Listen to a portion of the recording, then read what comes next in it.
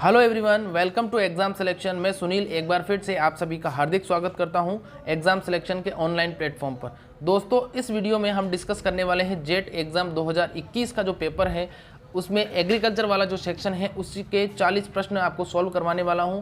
इससे आपको आइडिया हो जाएगा कि आपको कौन से पार्ट को सबसे ज़्यादा रिवीजन करना है। ठीक है, तो चलिए शुरू करते हैं। शुरू करने से पहले एक छोटी सी रिक्वेस्ट है, प्लीज़ वीडियो को लाइक और चैनल को सब्सक्राइब कर दीजिए ताकि फ्यूचर में भी इस प्रकार की इंपॉर्टेंट वीडियोस के नोटिफिकेशन आपको समय समय पर मिलते रहे।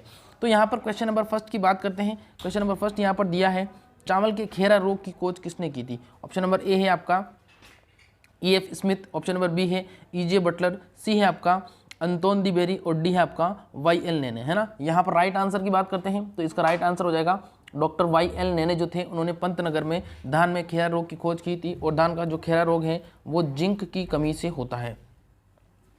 अगला प्रश्न यहाँ पर दिया गया है कि seed rate of FIRB method of wheat, यानी कि यहाँ पर गेहूं में FIRB मेथड का इस्तेमाल किया जाता है और उस विधि से इस्तेमाल जब करते हैं तो बीज दर कितना करते हैं?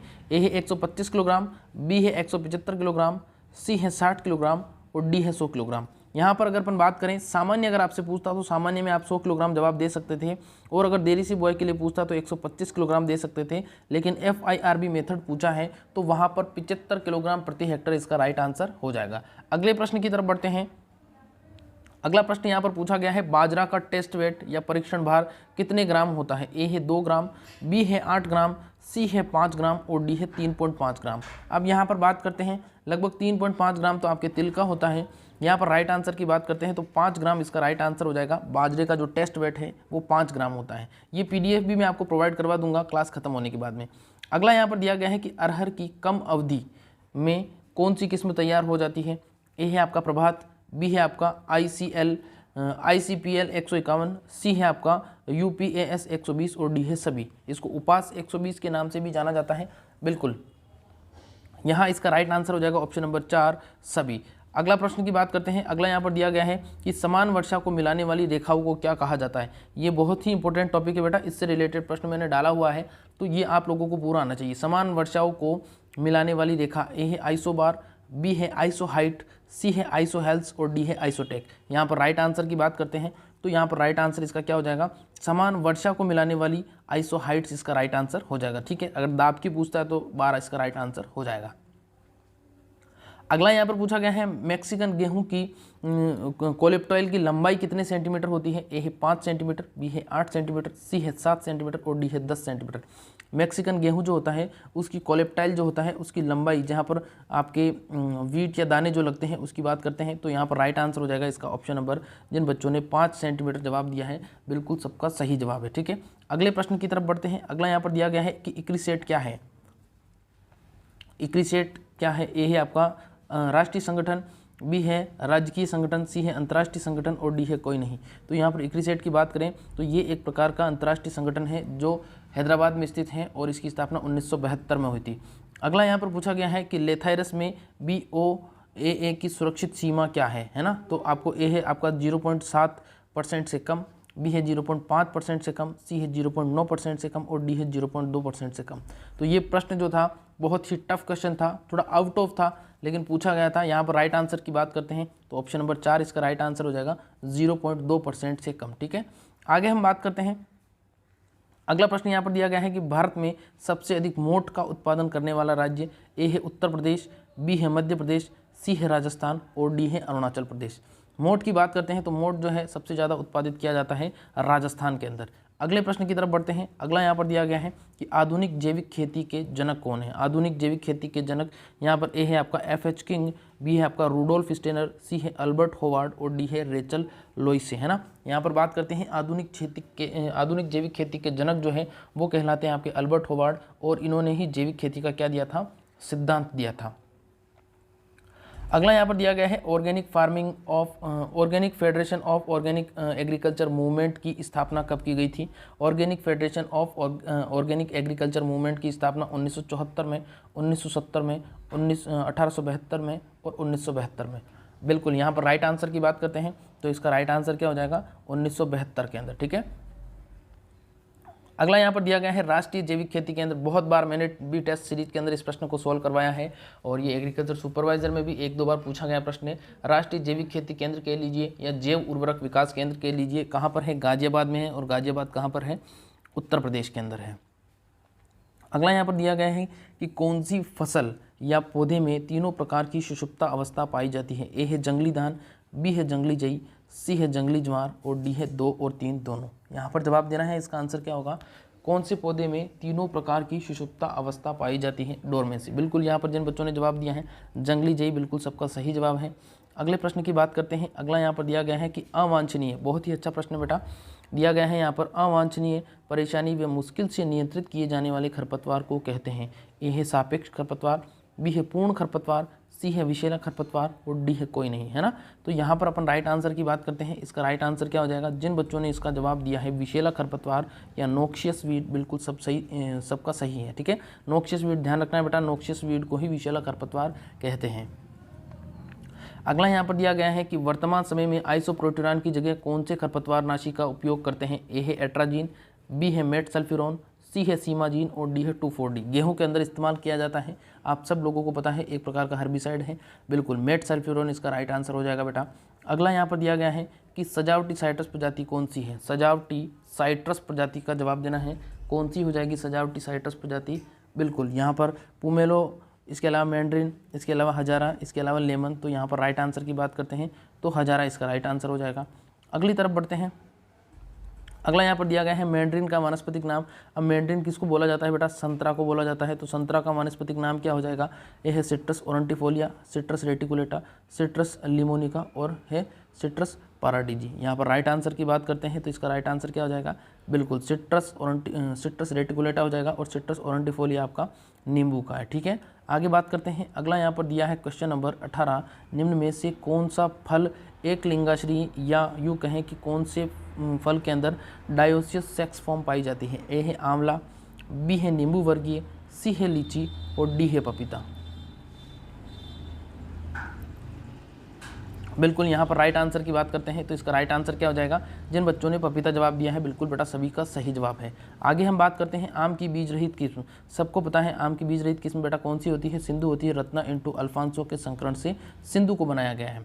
अगला यहाँ पर प्रश्न दिया गया है कि भारत में आम की ऐसी कौन सी प्रजाति है या किस्म है जो सबसे ज़्यादा उत्पादन देती है? ए है नैंड्रेन, बी है पूवन, सी है ड्वार्फ कैवेंडिश और डी है ग्रांड 9। कमेंट करके बताना है। बिल्कुल यहाँ पर बात करते हैं राइट आंसर की तो ड्वार्फ कैवेंडिश इसका राइट आंसर हो जाएगा। अगले प्रश्न की तरफ बढ़ते हैं। अगला प्रश्न यहाँ पर दिया गया है कि आम की अंबिका किस्म किन 2 प्रजातियों का संकरण है? ए है आपके आम्रपाली, बी किन 2 प्रजातियों का संकरण? ए है आपका Amrapali into CISH M7 M5, B है आपका आम्रपाली इंटू जनार्दन पसंद, सी है नीलम इंटू CISH M1 और डी है नीलम इंटू जनार्दन पसंद। तो यहाँ पर राइट आंसर की बात करते हैं। आम्रपाली इंटू जनार्दन पसंद जो है क्या हो जाएगा बेटा? बिल्कुल आम्रपाली इंटू जनार्दन पसंद से ही आपका क्या है, से ही आपका अंबिका बनी है। अगला यहाँ पर दिया है अमरूद का वानस्पतिक नाम। सबको पता है अमरूद का वानस्पतिक नाम सीडियम गुजावा मिलिटेसी फैमिली से बिलोंग करता है। अगला यहाँ पर दिया गया है कि वर्षा उपहार किसकी किस्म है? ए है भिंडी की, बी है पत्ता गोभी, सी है मिर्च और डी है लोबिया। पता है आप लोगों को मैं बहुत बार करवा चुका हूँ किसकी है? वर्षा उपहार भिंडी की किस्म है, बार बार पूछा जाता है, ठीक है। अगला यहाँ पर दिया गया है कि मूली की बीज दर क्या है? मूली की बीज दर यहाँ पर दिया गया है 3.5 किलोग्राम, 3 से 5 किलोग्राम प्रति हेक्टर, 5 से 7 किलोग्राम प्रति हेक्टर, 9 से 12 किलोग्राम प्रति हेक्टर, 15 से 18 किलोग्राम प्रति हेक्टर। तो यहाँ राइट आंसर की बात करते हैं। मूली की बीज दर कितनी हो जाएगी बेटा? बिल्कुल जिन बच्चों ने जवाब दिया है 9 से 12 किलोग्राम सबका सही जवाब है। आगे बात करते हैं। नेक्स्ट क्वेश्चन दिया है कि अंगूर की प्रवर्धन की उपयुक्त विधि। ए है गुट्टी, बी है कलिकायन, सी है कलम और डी है इनार्चिंग। अंगूर के अंदर क्या होता है? कोमल तना होता है, ठीक है, लंबा होता है, तो उसमें अपन क्या करते हैं? कलम का इस्तेमाल करते हैं। अगला यहाँ पर दिया गया है क्वेश्चन नंबर 20, फूल गोभी जो है उसके अंदर ब्राउनिंग जो होती है वो किसके कारण होता है? बोरोन की कमी से, नाइट्रोजन की कमी से, मोलिब्डेनम की कमी से या जिंक की कमी से? फूल गोभी में ब्राउनिंग नामक कायिक विकार, बिल्कुल ब्राउनिंग जो होता है वो बोरोन की कमी से होता है। जिन बच्चों ने यहाँ पर बोरोन जवाब दिया है सबका सही है, ठीक है। नेक्स्ट प्रश्न की बात करते हैं। अगला यहाँ पर दिया गया है कि कंद या बल्ब जो है उसका विकास होने के लिए इष्टतम कितने तापमान की आवश्यकता होती है? तो बिल्कुल यहाँ पर बात करते हैं, इसका राइट आंसर हो जाएगा 15 से 20 degree Celsius. Option number C वाला राइट आंसर हो जाएगा, ठीक है। नेक्स्ट प्रश्न की बात करते हैं। अगला यहाँ पर दिया है क्वेश्चन नंबर 28 कि केले का खाद्य हिस्सा क्या कहलाता है। ए है मीजोकार्प, बी है एंडोकार्प, सी है एपिकार्प और डी है एंडोकार्प। यहाँ पर अगर अपन बात करें, वैसे तो केले का जो खाद्य हिस्सा है उसकी अगर बात करें तो केले का खाद्य हिस्सा मीजोकार्प और एंडोकार्प दोनों ही कहलाता है, लेकिन उन्होंने बाद में इसको मीजोकार्प माना था और बाद में ये प्रश्न विवादित हो गया था, फिर इसको डिलीट भी कर दिया गया था। ठीक है, तो यहाँ पर इतना चिंतित नहीं होना है। आगे यहाँ पर दिया गया है कि आम जो अनार है उसकी रोपण की दूरी क्या है। 9 × 9 मीटर, 6 × 6 मीटर, 10 × 10 मीटर और 5 × 5 मीटर। तो अनार को 5 × 5 मीटर की दूरी पर लगाया जाता है। ऑप्शन नंबर 4 इसका राइट आंसर हो जाएगा। ठीक है, अगला यहाँ पर दिया गया है कि ओलियो रेजिन किससे प्राप्त होता है। ओलियो रेजिन किससे प्राप्त होता है। ए है टमाटर से, बी है प्याज से, सी है अदरक से और डी है मिर्च से। यहाँ पर बात करते हैं ओलियो रेजिन की, तो बेटा ओलियो रेजिन किससे प्राप्त होता है। बिल्कुल जिन बच्चों ने ओलियो रेजिन का जवाब दिया है मिर्च, बिल्कुल सबका सही है। इसके अलावा जो आपके मिर्च के अलावा जो आपकी मेथी होती है उसके अंदर भी ओलियो रेजिन होता है। ठीक है, अगला प्रश्न यहाँ पर दिया गया है किस जानवर के दूध में वसा की मात्रा सबसे अधिक होती है। किस जानवर के दूध में वसा की मात्रा सबसे अधिक होती है। ए है भैंस, बी है भेड़, सी है बकरी और डी है गाय। जवाब देना है किस जानवर के दूध में वसा की मात्रा सबसे अधिक होती है। बिल्कुल यहाँ पर राइट आंसर की बात करते हैं। इसका राइट आंसर क्या हो जाएगा जानवर के दूध में, तो भेड़ इसका भैंस नहीं, भेड़ इसका राइट आंसर हो जाएगा, ऑप्शन नंबर बी वाला। ठीक है, अगले प्रश्न की तरफ बढ़ते हैं। यहाँ पर दिया गया है निम्न में से कौन सा राज्य भारत में अंडे का सर्वाधिक उत्पादन करता है। यहाँ पर बात करते हैं राजस्थान में, तो राजस्थान में अजमेर इसका राइट आंसर हो जाएगा, लेकिन यहाँ पर भारत के संदर्भ में आंध्र प्रदेश। ठीक है, अगला प्रश्न यहाँ पर दिया गया है क्वेश्चन नंबर 33 राष्ट्रीय ऊंट अनुसंधान केंद्र। हालांकि जो पीछे जो पेपर हुआ था उसमें एनिमल हस्बेंड्री के जो प्रश्न थे वो बहुत ही टफ थे बेटा, लेकिन आपको घबराना चिंतित होना नहीं है क्योंकि इस बार इतने टफ प्रश्न नहीं पूछे जाएंगे। ठीक है, अगला यहाँ पर दिया गया है, हाँ तो इस प्रश्न की बात करते हैं। यहाँ पर दिया गया है राष्ट्रीय ऊंट अनुसंधान केंद्र, तो ऊंट अनुसंधान केंद्र सबको पता है बीकानेर के अंदर है। ठीक है, अगले प्रश्न की तरफ बढ़ते हैं। अगला यहाँ पर दिया गया है निम्न में से कौन सा बंदरगाह मत्स्य पालन में सर्वोच्च स्थान रखता है। हालांकि इस प्रकार के प्रश्न कभी आते नहीं हैं, कभी कभार एक आध प्रश्न आ जाता है, तो इतना घबराना नहीं है। इसका राइट आंसर हो जाएगा कोचीन, और कोची जो है वो कहाँ पर है बेटा, केरल के अंदर है, ये भी आप लोगों को ध्यान रखना है। ठीक है, नेक्स्ट प्रश्न की बात करते हैं। क्वेश्चन नंबर 35 यहाँ पर दिया गया है धान के पुआल की पाचकता को बाधित करने में निम्न में से कौन सा सबसे महत्वपूर्ण है। ए है लिग्निन, बी है सिलिका, सी है हेमीसेल्यूलोज और डी है ऑक्सलेट। तो यहाँ पर अगर अपन राइट आंसर की बात करें तो इसका राइट आंसर क्या हो जाएगा, सिलिका हो जाएगा। ठीक है, आगे बात करते हैं। अगला यहाँ पर क्वेश्चन दिया गया है क्वेश्चन नंबर 36 कि रूमेन में अमोनिया और कुल पीएफ का संकेंद्रीकरण करने के लिए सर्वाधिक है। तो इसका राइट आंसर देखिए, वैसे तो ये जो आउट ऑफ टॉपिक है थोड़ा सा, लेकिन बात करते हैं रूमेन में अमोनिया और कुल वीएफए संकेंद्रण की बात करते हैं तो ये सबसे ज़्यादा सर्वाधिक भेड़ के अंदर होता है। ठीक है, अगला यहाँ पर प्रश्न दिया गया है 37 गायों और घोड़ों में विटामिन ए की कमी का सबसे प्रारंभिक लक्षण बताना है। गायों और घोड़ों में विटामिन ए की कमी का सबसे प्रारंभिक लक्षण, ए है आपका कार्पस लेमिक्रेशन, बी है आपका कोपियस लार, सी है जीरोफ्थैलेमिया और डी है रतौंधी। तो आप सब लोगों को पता है कि विटामिन ए की कमी से कौन सा हो जाएगा, रतौंधी रोग होता है। ठीक है, नेक्स्ट प्रश्न की बात करते हैं। अगला यहाँ पर क्वेश्चन नंबर 38 दिया है कि सामान्य दूध वसा के रखरखाव के लिए कुल राशन में एनडीएफ महत्वपूर्ण है ना। तो यहाँ पर अगर अपन बात करें तो एनडीएफ महत्वपूर्ण की बात करते हैं तो 36% इसका राइट आंसर हो जाएगा बेटा। अगले प्रश्न की तरफ बढ़ते हैं। ये जो प्रश्न थे एनिमल के, ये अपने सिलेबस में वैसे तो हैं, लेकिन सिलेबस में भी बहुत डीप इनको पूछा गया था, तो आपको इन प्रश्नों को देख के ज़्यादा चिंतित नहीं होना है। इस प्रकार के प्रश्न अब नहीं पूछे जाएंगे क्योंकि पहले जॉबनेट ने करवाया था, अब जोधपुर यूनिवर्सिटी कराएगी और वो सिस्टम से एग्जाम करवाएगी। ठीक है, अगला यहाँ पर बात करते हैं क्वेश्चन नंबर 39 की। तो यहाँ पर दिया गया है यदि अनुपूरक आहार में सीपी सामग्री डैश के ऊपर हो तो यूरिया के पूरक की सिफारिश नहीं की जानी चाहिए, एक नहीं की जाती है। ठीक है, तो कितने प्रतिशत सीपी या क्रूड प्रोटीन होनी चाहिए तब यूरिया की सिफारिश नहीं की जाती है। तो यहाँ पर बात करते हैं सीपी सामग्री की, तो 25% इसका राइट आंसर हो जाएगा। ठीक है, आज का जो लास्ट प्रश्न है वो यहाँ पर दिया गया है कि राष्ट्रीय डेयरी अनुसंधान संस्थान कहाँ पर है। तो सब लोगों को पता है राष्ट्रीय डेयरी अनुसंधान संस्थान कहाँ पर है, करनाल हरियाणा के अंदर है। ठीक है, तो उम्मीद करता हूँ ये जो लाइव सेशन है आपको अच्छा लगा होगा। अच्छा लगा हो तो प्लीज़ वीडियो को लाइक, चैनल को सब्सक्राइब करिएगा।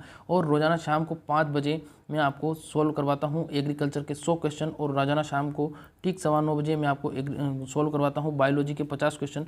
तो आप दोनों ही क्लासेस को फ्री ऑफ कॉस्ट देख सकते हो और इसकी PDF को प्राप्त कर सकते हो। तो इस वीडियो में इतना ही। Thank you.